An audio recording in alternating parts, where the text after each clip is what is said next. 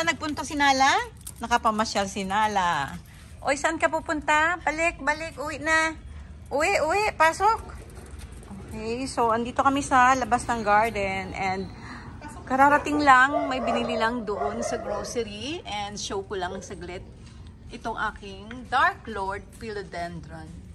Yan, malaki na yung kanyang mga dahon. And look guys, paakyat na siya ng aking pader. And one thing na gusto kong ipakita sa inyo today, itong aking rosal. Itong rosal na na-trim ko, kinalbo ko siya, and lumago naman dito sa labas ng bahay. So, namulaklak siya guys. Tignan nyo, ang ganda ng bulaklak. At sobrang bango.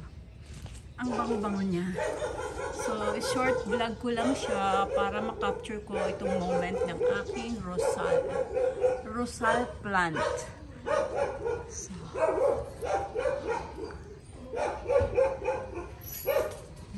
gawan ko lang ng short video. And it's here in Mercy's Garden.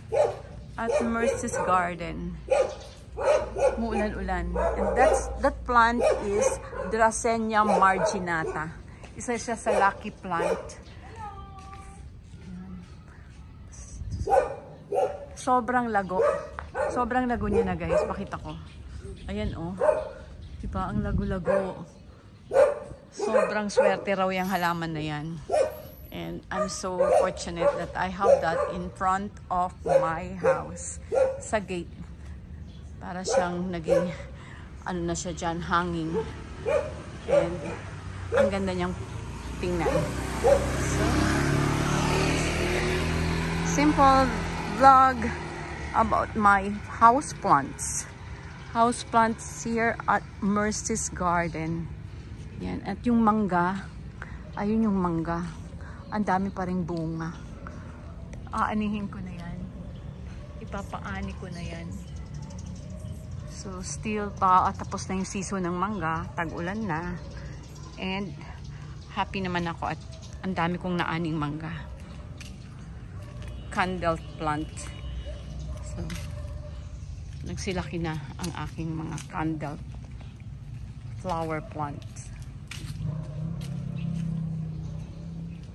Okay, that's all guys. Thanks for watching this simple video capturing my house plants, how they grow.